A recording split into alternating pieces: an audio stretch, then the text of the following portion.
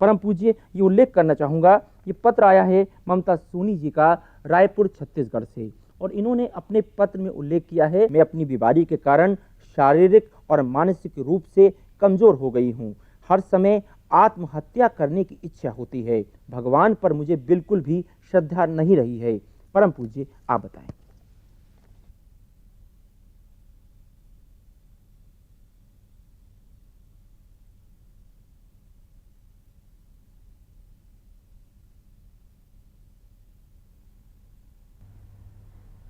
ममता सोनी जी,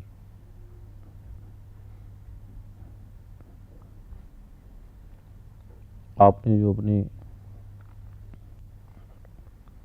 मार्मिक पत्र में अपनी व्यथा का हृदय स्पर्शी जो चित्रण किया है, वो वास्तव में ही चिंतनीय है, विचारणीय है। निस्संदेह आप ऐसे भयंकर रोगों से आक्रांत हो चुकी हैं जिसका इस विश्व में, इस आधुनिक चिकित्सा पद्धति में कोई भी उपचार नहीं है। चिकित्सकों के पास आपका जो रोग है वो ऐसे संक्रामक वायरल से हुआ है जिसका इस विश्व में कोई भी इलाज नहीं है, कोई भी चिकित्सा नहीं है। प्रभु की कृपा से आप निस्संदेह रोग से मुक्ति प्राप्त करेंगे। और आपने लिखा है कि मुझे प्रभु पे भरोसा हट गया है, मेरी प्रभु पे आस्था हट गई है। जिस आदमी की प्रभु से आस्था हट जाती है दुखों के करके या किसी स्थिति के करके, उससे ये साफ सिद्ध होता है कि उस व्यक्ति की कभी प्रभु पर आस्था रही नहीं है। जैसे कोई पुत्र हो, वो पिता से कुछ मांगे, अनावश्यक चीजें मांगे, ये पिता उसे ना दे, या पिता कुछ ऐसी स्थिति में हो कि उसे ना दे पाए, और पुत्र अगर ये कहने लगे कि तू मेरा पिता नहीं है, मेरा तेरे से भरोसा हट गया है, अगर तू मेरी मनोकामना पूरी करेगा तभी तू मेरा पिता है, अन्यथा तू मेरा पिता नहीं है, तो ये कहना उस बच्चे की योग्यता का प्रमाण नहीं है, योग्यता का प्रतीक नहीं है। पिता पे आस्था हट भी सकती है, पर पिता पे आस्था भी नहीं हटनी चाहिए, क्योंकि माता पिता का जो कर्ज है, माता पिता ने जो हमें दिया है, जिनके करके हम इस जगत में आए हैं, उनका कर्ज इस पृथ्वी पर उतारना किसी तरह से संभव नहीं है। माता पिता का, गुरु का और मित्र का जो कर्ज है वो किसी तरह से नहीं भी हटाया जा सकता। माता पिता का, गुरु का कर्ज दिया भी जा सकता है, पर जो परम पिता परमात्मा है उसका कर्ज देना, उसका बदला उतारना इस पृथ्वी पे संभव नहीं है, ना कभी हुआ है, ना है, ना हो पाएगा। जो ब्रह्मांड को बनाने वाला है, जो हमारे शरीर को बनाने वाला है, जो हमें पल पल श्वास देने वाला है, जो हमें चलाने वाला है, जिसके होने से हम चलते हैं, उठते हैं, बैठते हैं, खाते हैं, पीते हैं, अगर हम चल ना पाते, पत्थर बन जाते, या ऐसी नीच जोनी में चले जाते, या नाली का कीड़ा बन जाते, या सूअर बन जाते, या ऐसा निकृष्ट जीव प्राणी बन जाते कि हम सारी जिंदगी उसी में रमण करते, तो हमारी क्या स्थिति होती। ये प्रभु की कृपा है कि हम मानव जोनी में हैं, निकृष्ट जोनियों में प्रभु ने हमें नहीं डाला, तो प्रभु को किसी पल भी विसारना नहीं चाहिए। जाने ना न जाने हमारे ऐसे कुछ कर्म होते हैं जिसके करके रोग होते हैं, जिसके करके हमें कष्ट भोगने पड़ते हैं। प्रभु करता नहीं है। जैसे पृथ्वी है, पृथ्वी में हम जो भी बीज बेचते हैं, हम गेहूं बीजेंगे, चने बीजेंगे, आम बीजेंगे, केला बीजेंगे, तो पृथ्वी हमें उसी बीज का अनंत गुना फल लुटा देती है। तो पृथ्वी अकर्ता है, पर पृथ्वी को कर्ता माना भी जा सकता है, लेकिन जो परम पिता परमात्मा है वो अकर्ता है।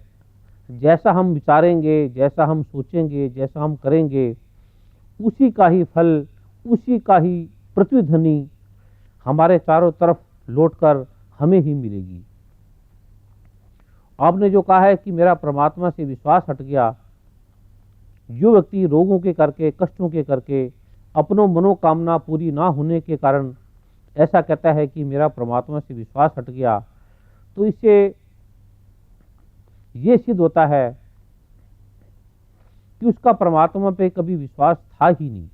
और कि बच्चा ये कहता है कि मेरा पिता से विश्वास उठ गया है, तो इसका मतलब है वो अपनी योग्यता का, लायकपन का या गुणों का प्रमाण नहीं दे रहा। और जिसकी परमात्मा से श्रद्धा हट जाती है, आस्था हट जाती है, उसकी परमात्मा पे कभी आस्था होती भी नहीं, क्योंकि उसने कारणवश, जरूरतवश अपनी इच्छा पूरी करने के लिए, अपनी मनोकामना पूरी करने के लिए परमात्मा का सहारा लिया था। वास्तव में आस्था उसी को माना जाता है जो हर दुख में, सुख में, हर हालत में प्रभु पे जो आस्था है, विश्वास है, उसका डोलता नहीं है।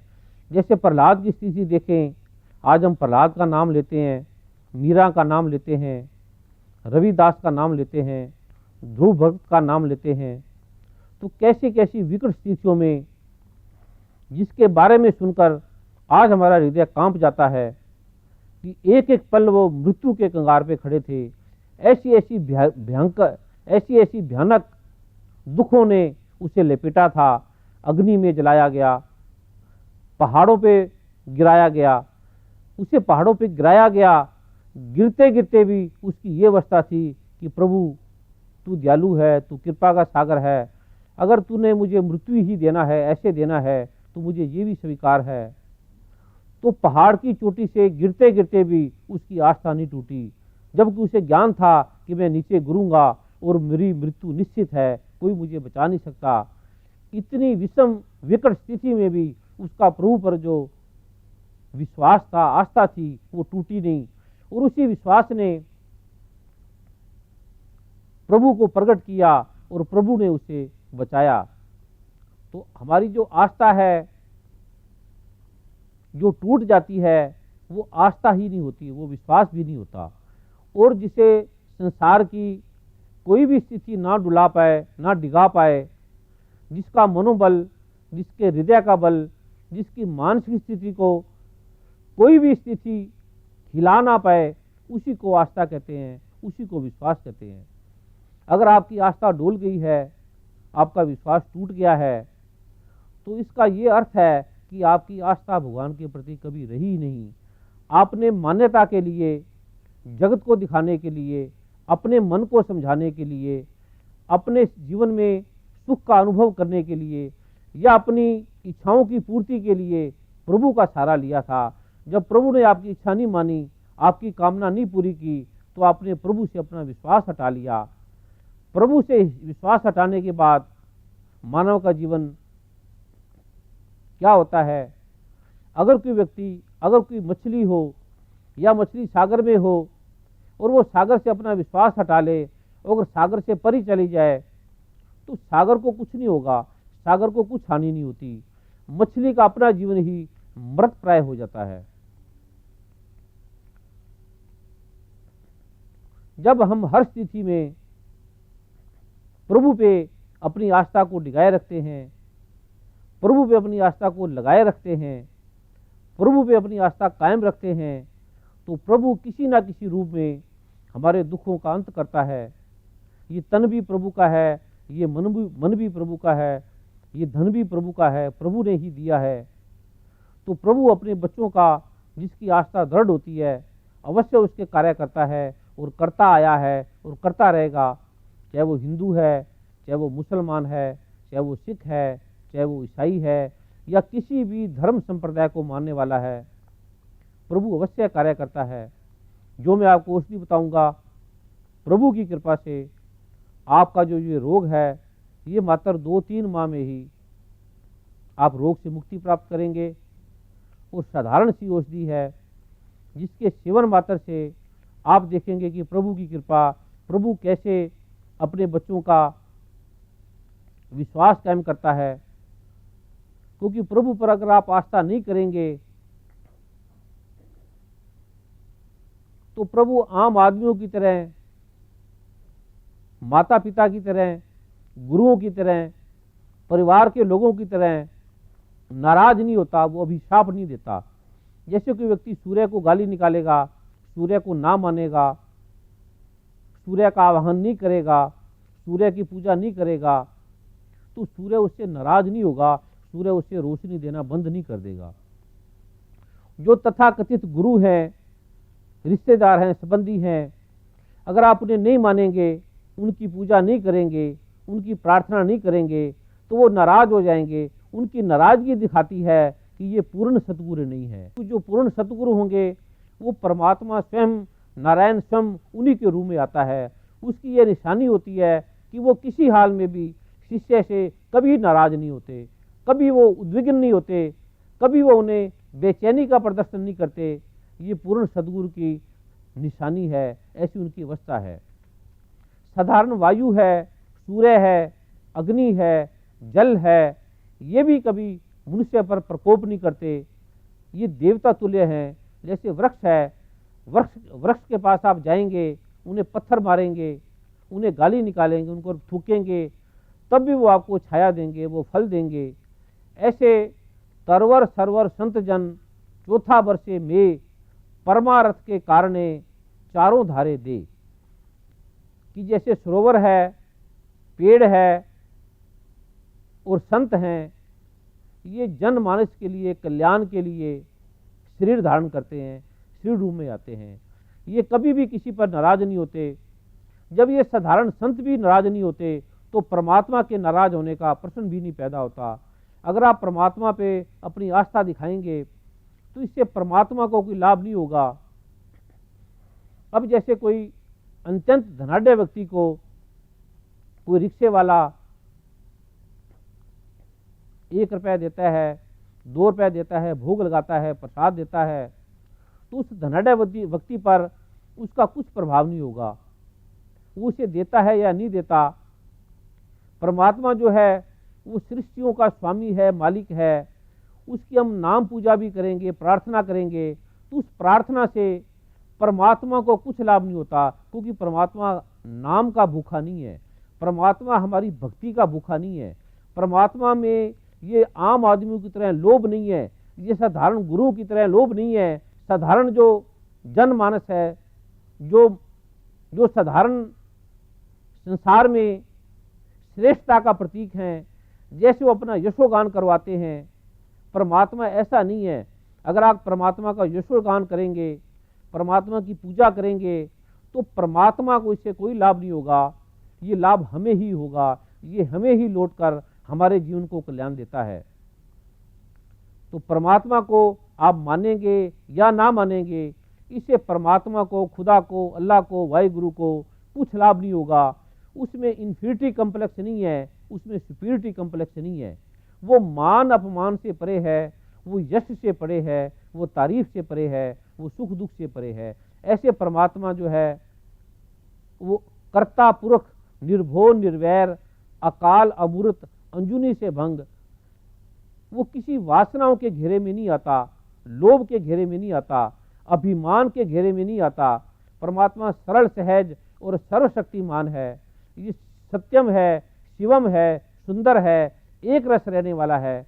तो अगर आप परमात्मा की भक्ति करेंगे, परमात्मा पे आस्था करेंगे, तो इससे आपका ही लाभ है। अगर परमात्मा पे आस्था नहीं करेंगे, अनास्था करेंगे, तो परमात्मा को इससे कुछ फर्क होने वाला नहीं है। ये इसमें आपकी ही हानि है, आपका ही अकल्याण है। तो प्रभु की कृपा से जो मैं आपको औषधि बता रहा हूँ, उससे आपको 2-3 माह में ही आप रोग से मुक्ति प्राप्त करेंगे। आप रोग से मुक्त होने के बाद परमात्मा को माने या ना माने, परमात्मा पे आस्था रखें या ना रखें, ये आप पे निर्भर है। परमात्मा को मानेंगे तो परमात्मा कोई प्रसन्न नहीं होगा, आप पर कोई फूलों की वर्षा नहीं करेगा। और परमात्मा को अगर आप गाली भी देंगे, उसका अपमान भी करेंगे, तब भी आपको बदले में कोई रोग नहीं देगा, कोई कष्ट नहीं देगा, कोई आपको संकट नहीं देगा, क्योंकि परमात्मा निर्लेप है।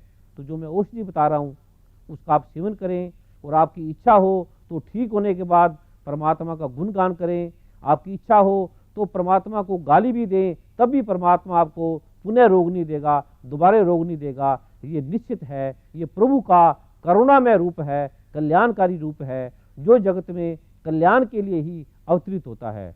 तो आप औषधि नोट करें, सुहंजना की जड़, कीकर के पत्ते, कीकर की फली, बेर के पत्ते, बेर की जड़, कनेर की जड़, अमर बेल और सुहागा तवे पर फुलाकर सभी को बराबर भाग लेकर आप कूट पीसकर कपड़ छान कर लें और इसका 6 मासा सुबह, 6 मासा शाम को, 6 मासा रात को जल से सेवन करें।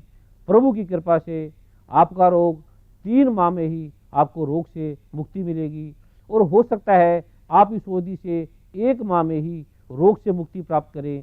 1 माह में जब अगर आप रोग से मुक्त हो जाएंगे तब भी आप 3 माह तक औषधि का सेवन करते रहें।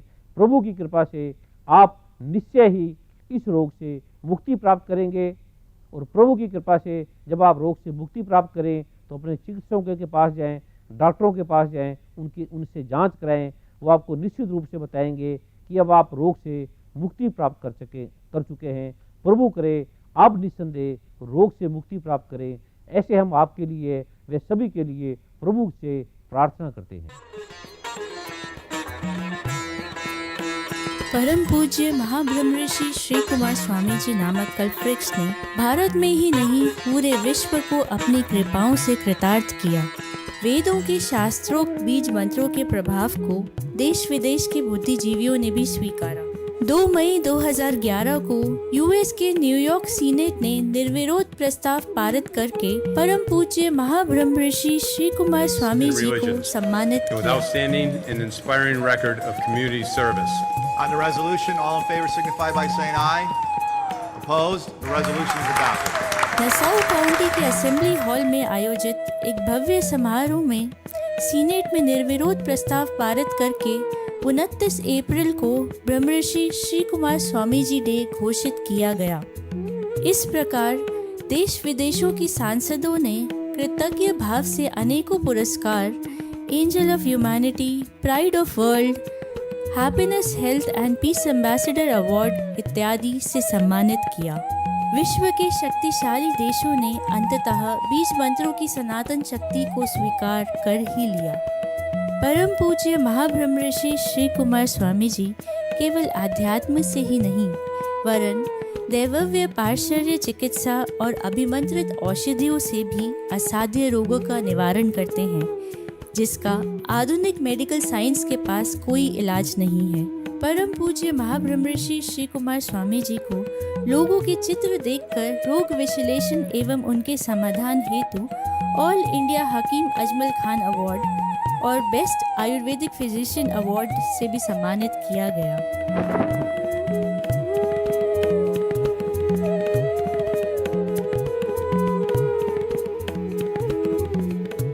यह आश्चर्यजनक अद्भुत सत्य है कि केवल चित्र देखकर रोगों और समस्याओं के विषय में न केवल बताना बल्कि सहज सरल साक्षात समाधान करना। वर्ष 2002 में आस्था चैनल में प्रसारित कार्यक्रम आयुर्विज्ञान के रहस्य में महाब्रह्म ऋषि श्री कुमार स्वामी जी ने 21 वर्ष पहले ऐसा प्रत्यक्ष करके पूरे विश्व को आश्चर्यचकित किया था। यह कार्यक्रम उस समय सबसे अधिक लोकप्रिय कार्यक्रमों में एक कार्यक्रम माना गया था। आपकी बारंबार की मांग पर इस कार्यक्रम के मुख्य अंश YouTube में प्रसारित किए जा रहे हैं।